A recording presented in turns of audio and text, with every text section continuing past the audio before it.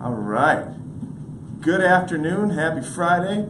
This is our second edition of Between Two Terns. This is something we started last year, but we were on a bus last year, where we take one day, one Friday out of the month, and we don't do a news and notes, which is my typical weekly blog. We actually sit down with a guest and we do an interview. This year's format is a little different. We're sitting in our TV studio at Whitmore Lake High School, and we are between literally two terns. My guest this month is our counselor at the middle school and high school, Mrs. DeKeyser. Welcome. Thanks for having me. All right, so the purpose of bringing you here is to talk about how important something we call College Month is. And College Month is kind of like not your creation, but you've really embraced it as a counselor. We have about, I like to say, and you can correct me if I'm wrong on these statistics, but over 90% of our graduating seniors every year tell us that they want to attend some kind of post-secondary institution. And so a big part of your job is getting them to find the right fit for that institution. So College Month is appropriate. It's not the only thing that our students do upon graduation, but many of them, an overwhelming percentage, tell us that that's what they want to do. So College Month is really important. So what is it and what's your role in all of it? Okay, so College Month is exactly that. We get kids ready for college, and I want to preface that with really we define college as credentials beyond the high school diploma. So it's not just a four-year university. It's any kind of credential beyond that diploma. So for some students, it's a certificate. Other students, it can be an associate degree. So it's not just our traditional four-year university. I think Governor Snyder would appreciate you saying that.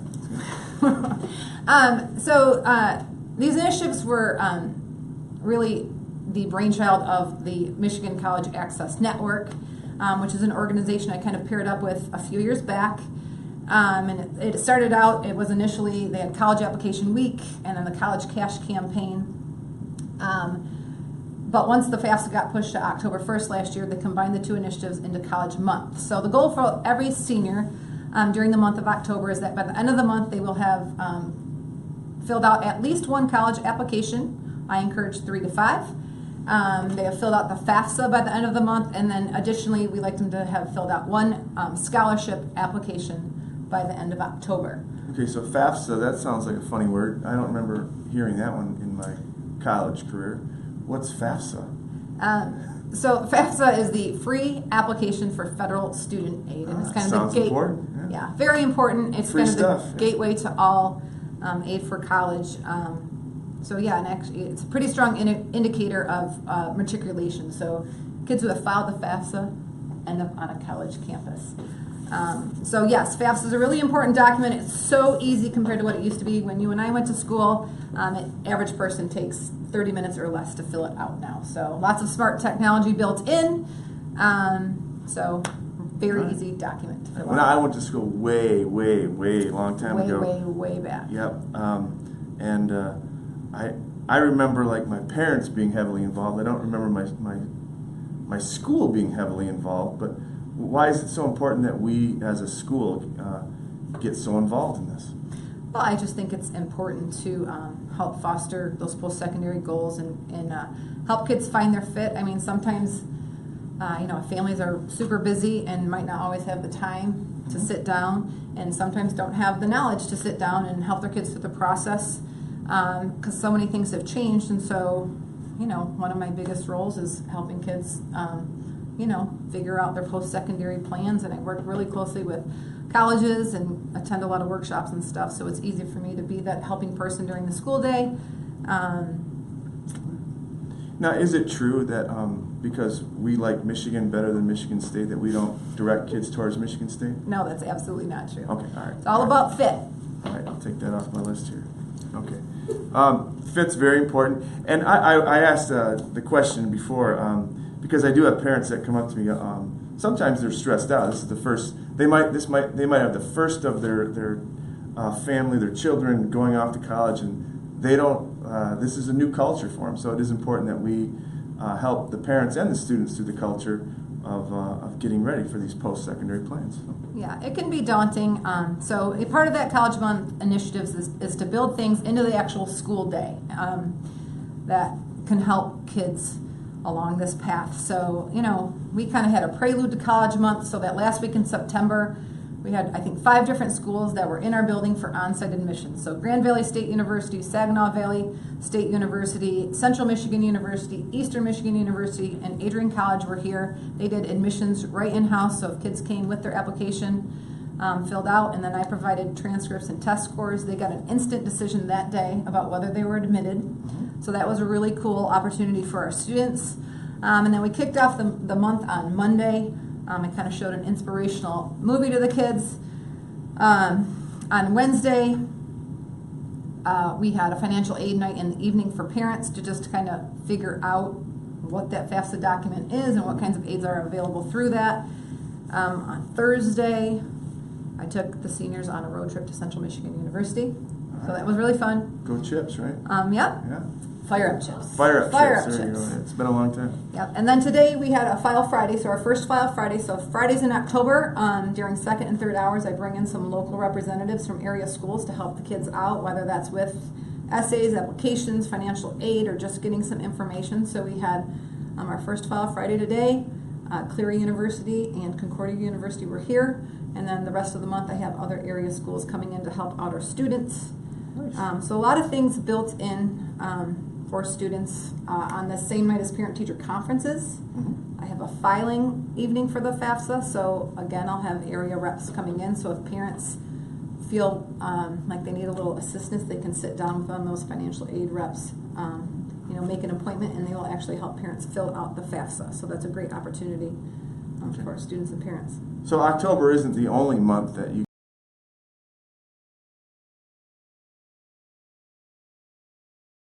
your ducks in a row, so to speak. Exactly. Or on this campus, your geese in a row. Yeah. So, so do you know that Michigan and Michigan State play each other this weekend? I do. All right. I do. And who are you rooting for? Michigan. Michigan. All right. So it's not true that when you went up to Central Michigan, you drove through East Lansing and told the kids to shut their eyes and turn their backs? You didn't do that? No, that's a horrible rumor. All right. Horrible rumor. All right. So we're moving at a rapid pace. We got lots of things on the docket.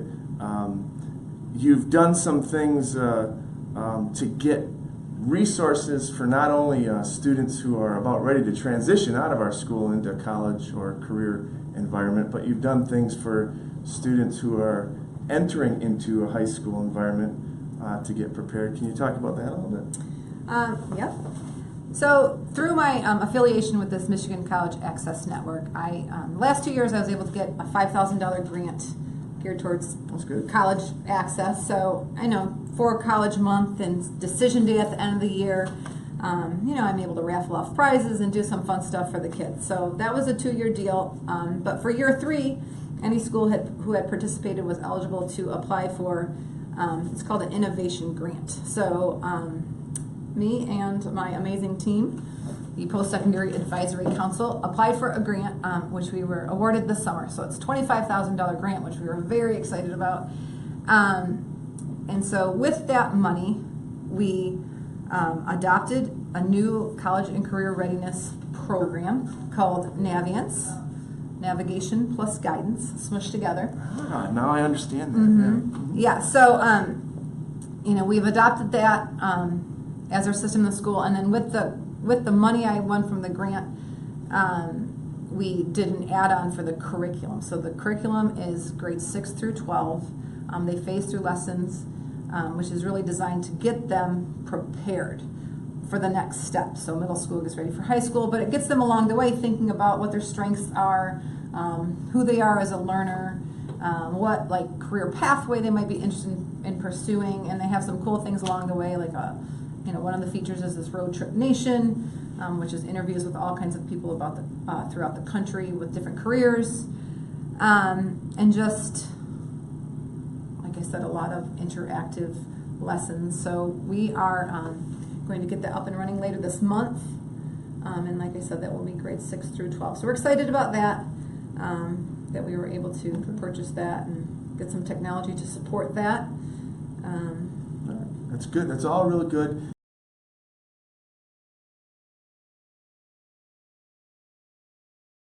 the introduction and the addition of advanced placement classes in our curriculum is a good way to build an academic preparation for college culture. But we get the staff involved. In this month in particular, we get to wear our college T-shirts. We tell students Mascot Mondays. Yep, Mascot Mondays. What else do we do just to get the word out there and get students thinking about it as we continually cultivate our curriculum for a college-going culture? So we just encourage teachers to talk about their personal experiences, and things that impacted them. So one of the things that we did for our teachers was each teacher basically has a poster that kind of has funny questions about college and their college experience and where they graduated. So, in fact, you filled out one of those posters. I did fill out a poster. Yeah, one of those questions on there was your funniest memory from college, and you said something about falling into a ravine. I did, but I don't know if it's time to turn the tables on me yet. But I did. I studied biology and chemistry, and on an ecology field trip, I gave my presentation. I was somewhat relieved that it was over and took a sigh of relief, sat down on what I thought was a sturdy rail fence protecting people from a steep ravine, and it broke, and I slid on my back headfirst into a ravine. Had to be rescued. It was...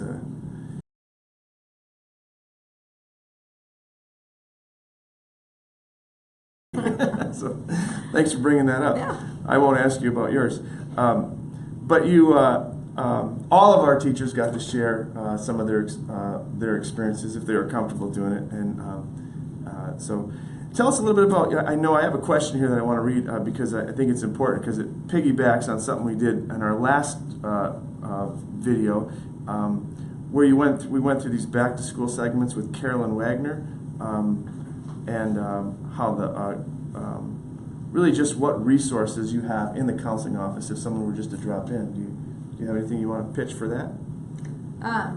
Well, so I as we have transitioned the last couple of years with staff and stuff, I think I like the structure of the counseling office now because I feel like we all have kind of our niche in there. So Linda Lupi is in the counseling area with me, and she's kind of student safety, attendance, that type of, that's her area. Student safety concerns, discipline, and then Amy Berg is in there as a social worker. So she's really helpful for kids when they're having, kind of social, emotional issues. A great person and has a lot of, obviously, resources throughout the area. So agencies and connections that she can help kids make out in the community if they're needing some additional support. And then I'm probably more focused on like academic college career readiness stuff, but I mean, obviously, we're all willing to help anybody who walks through that door. Because college really is, really when you leave here, you have to have a set of skills, and they're multifaceted. There's technology, there's math literacy, there's reading literacy, of course, there's interpersonal skills, and you're going to need all of those in that environment afterwards. So it's really, a lot of things go beyond the classroom. Well, right, and a lot, especially like on a college campus with kids, I think it's about accessing those resources. So colleges are amazing in this day and age, and you can find help for anything. And it's just really about knowing what's out there and how to access it. And so I think that's an important, skill to teach kids is that here's what's available. When we bring sixth graders over here, one of the things we show them in the spring is how to use our cafeteria. Is that important for college students? Yeah, we ate in the cafeteria yesterday. By far the highlight. Yeah. But they did. It was a learning curve. You kind of had to point out, what was where, and they had to know how to bust their own trays and where do they get their drinks and their silverware. So there is a learning curve, even for something as simplistic as eating lunch. Yeah. Now, last year I saw in one of our teachers' classrooms. I won't mention her name because she went to Michigan State, but it was Miss Ward. But I think she had students get up and explain a few things, what they wanted to do after high school.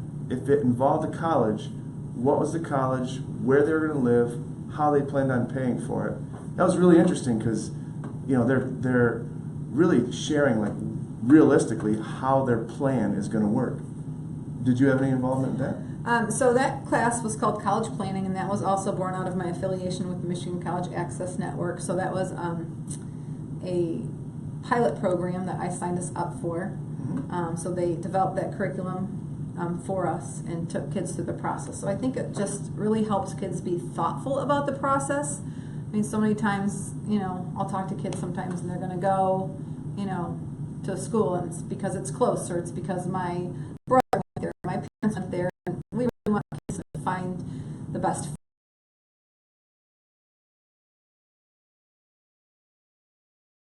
Being thoughtful and exploring and really taking the time to figure out where you'll be most successful, because when kids are happy and when they're when kids are happy on a campus and when it's a good fit, then they're more successful and they're gonna continue on and eventually get that degree. So that's really, really important, and that's something that we stress over and over again, is finding the right fit. Well, I think that is a good message to end that segment of the interview on. Are there any questions you'd like to ask me? I actually do. I did want to talk to you about fit. I know that you did not finish where you started, and so I just want to talk a little bit about your college journey. Like I said, I know you started at one school and then you ended up transferring, and so I think you're kind of a good person to talk about fit and why it wouldn't have been a good decision for you to stay on where you. Mm-hmm. I did. I actually I was a little bit too narrow-minded in my search for a college. Now this is me talking as an older person. I'm in my 40s still. And not for long, right? And but yeah, I looked at I chose more athletics at first over academic fit, and so yeah, I went to a small school for a year. I played sports there for a year, and it just there was some injuries and it just wasn't working out. And I would tell you, my parents weren't happy with some of the grades I was getting, so.